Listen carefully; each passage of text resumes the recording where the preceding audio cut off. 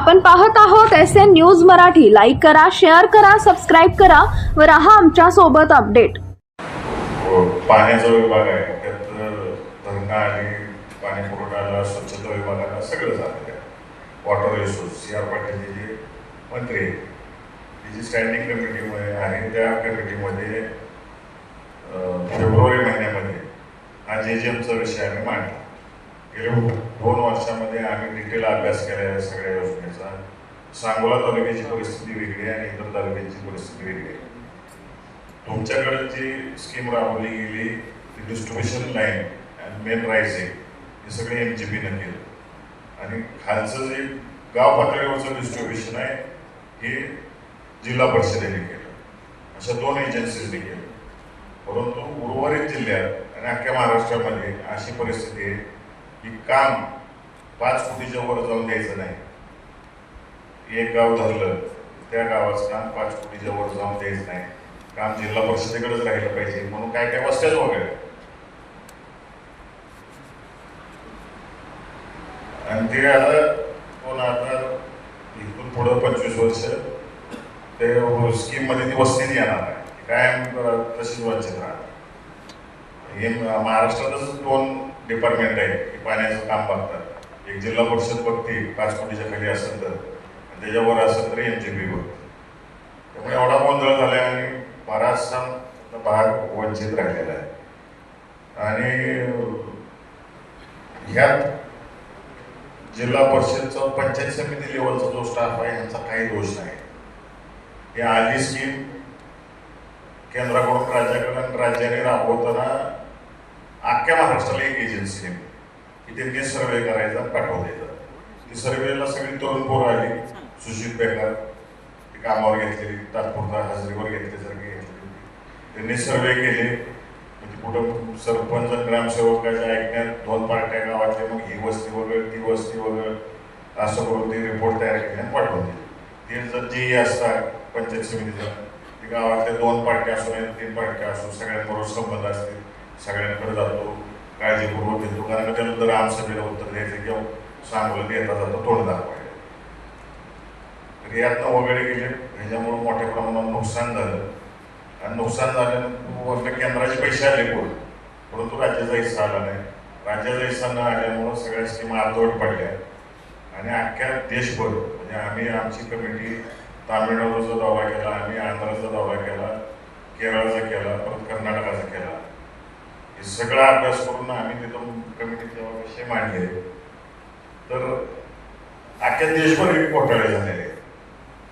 त्यानंतर मग केंद्र शासनाने निर्णय घेतला की सगळा सर्वे करायचा. त्यांनी स्पॉट्स नेमले, स्पॉट लावून सगळीकडे तपासण्या केल्या आणि त्यांना नियमितता दिसून आली आणि अर्धवट राहिलेले स्कीम दिसून आले. म्हणून केंद्र शासनाने परत 2,80,000ची मंजुरी दिली गेल्या वर्षीच्या बजेट. गेलं चालू नाही, चालू आर्थिक वर्ष नाही, गेले. त्याच्यातला 1 रुपया खर्च झाला नाही. म्हणून फेब्रुवारी महिन्यातल्या बैठकीमध्ये आम्ही सगळे खासदार लोक तिथं भांडलो. मी तर लेखीच मागणी केली तिथं. काय भानगड आहे, 2,80,000 करोड रुपये मंजूर करून सुद्धा तुम्ही 1 रुपया दिला नाही. सगळे कॉन्ट्रॅक्टर म्हणजे मी आणि विशाल पाटलांनी त्या बैठकीमध्ये जी सब कॉन्ट्रॅक्टरने आत्महत्या केली सांगली जिल्ह्यात त्याच्या नावासहित सांगितलं. तेव्हा मला परवा दिवशी लेखी उत्तर आलेलं आहे की त्या बैठकीत सुद्धा आम्हाला सांगितलं होतं आम्ही सर्वे केलेला आहे सगळा, आता नियमावली ठरवून दिलेली. जर वाढीव आता मगाशी डेप्युटी इंजिनियर साहेबांनी सांगितलं त्यांनी नवीन GR वाचला की माहीत नाही. 2.2 केंद्राचा जो GR आलाय का तुम्हाला पोचलाय?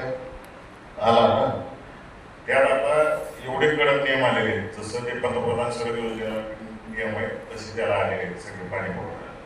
यांनी नकाशे लावायचे ग्रामपंचायतमध्ये डिस्ट्रीब्युशन लाईन कुठनं कशी गेलेली आहे, काय गेलेली आहे, कुठलं मटेरियल वापरलेलं आहे, सगळे स्ट्रॉंग गाईडलाईन आले. आणि आता त्याच्या अनुषंगाने हे सगळे प्रस्ताव मला वाटतं जिओ टॅगिंग पण आले ना. मला जिओ टॅगिंग करायचं आहे त्यांना. म्हणजे ते जागेवर उभारायचं आहे, कुठनं पाईपलाईन गेली जिओ टॅग करायचं आहे, केंद्राच्या पोर्टलला भरायचं आहे. एवढं कडक केलेलं आहे त्याच्यामध्ये. त्यातून जागरूक राहा. आता 2.0ची जी रिवाईज स्कीम आलेली आहे त्या रिवाईज स्कीममध्ये जर आपण गहाड राहिलो, ग्रामपंचायतचे पदाधिकारी गहाड राहिले, कार्यकर्ते गहाड राहिले, तर 30 वर्ष परत एखादी वस्ती वगैरे गेली तर पाणी मिळणार नाही. आणि मगाशी बऱ्याच जणांनी मागणी केली, पत्रकार महोदय होते गेले बाहेर निघून, काय का गेले होते. मला काही मी एक पत्र दिलं, 8 तारखेला बैठक आहे. मी आता आढावा बैठक माझ्या मतदारसंघात सगळी घेत चालू आहे की मला GGMच्या काय अडचणी चालू आहेत अजून 8 तारखेच्या बैठकीत मला मांडायचे.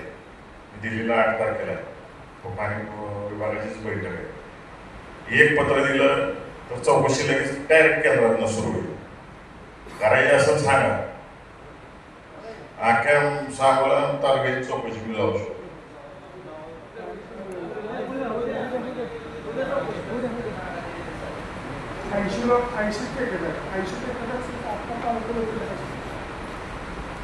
लावायचं का नाही, हो नाही एवढं सांगा.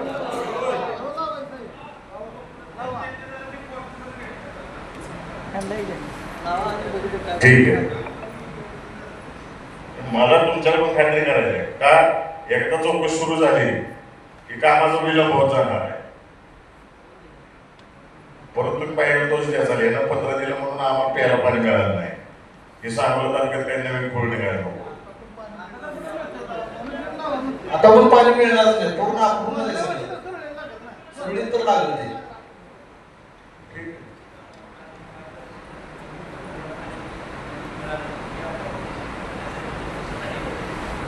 ठीक, तुमच्या सगळ्यांच्या इच्छेप्रमाणे तुमच्या सगळ्यांच्या सहमतीनं मी 8 तारखेला पत्र देऊन टाकणार. मी आभारी आहे सगळ्या प्रशासकीय यंत्रणेचा. आपण आला, मॅडमना ज्या आम्ही सूचना दिलेल्या आहेत, विशेषतः टिंबूची असेल, म्हैसाची योजना असेल, दरवर्षीचा प्लॅन, अलिखित नियम ऐकल्याशिवाय होत नाही. अलिखित नियम म्हणजे रिवाईज करतोय मी मुद्दे, काय गोष्टी प्रमुख मुद्द्यांची रिवाईज करतोय.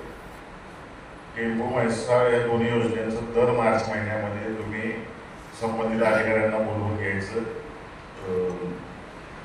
आणि त्यांच्याकडून सगळं प्लॅन घेऊन कलेक्टरना पत्र देऊन बंदोबस्तात पाणी आम्हाला वेळेत एप्रिल मे मध्ये कसं मिळेल ही जबाबदारी तहसीलदारांची. त्यानंतर वाळूचं जे काही प्रकरण चालू आहे, तुम्ही कलेक्टर साहेबांना पत्र लिहा, तुम्हाला पडणारा कमी फोर्स असेल त्याची मागणी करा. 15 तारखेनंतर दिशा कमिटीची बैठक आहे, परत ची बैठक येईल.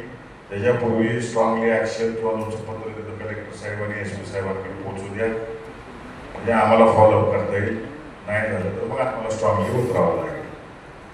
हे प्रमुख 2-3 गोष्टी ह्या मी रिवाईज करून मॅडमला सांगितलेलं ॲक्शन घेण्याच्या दृष्टिकोनातून. अजून काय राहिलं असेल तर सगळ्यांनी सांगा. हेच सांगितलं ना, वाळूचं नदीची वाळूचंच सांगितलं. SP साहेबांना आणि कलेक्टर साहेबांना पत्र द्या, म्हणजे मी 15 नंतर दिशा कमिटी म्हणजे 42 खात्यांचा आढावा असतो, फक्त खासदार लोक घेतात ते आढावा, ती बैठक होईल. आणि DPDC पण आहे, 2 सलग बैठका लागणार आहेत 15 तारखेनंतर. त्यावेळेस त्याच्यापूर्वी यांचं जावं म्हणजे मला फॉलोअप घ्यायला. परवा 1 मेला आपलं मिसिंग लिंकचं उद्घाटन झालं, जे घाट सेक्शन कमी करून महाराष्ट्रातल्या जनतेला मुंबईला पोहोचण्यासाठी एक सोपी पद्धत किंवा इंजिनिअरिंगचा एक उत्कृष्ट नमुना झाला.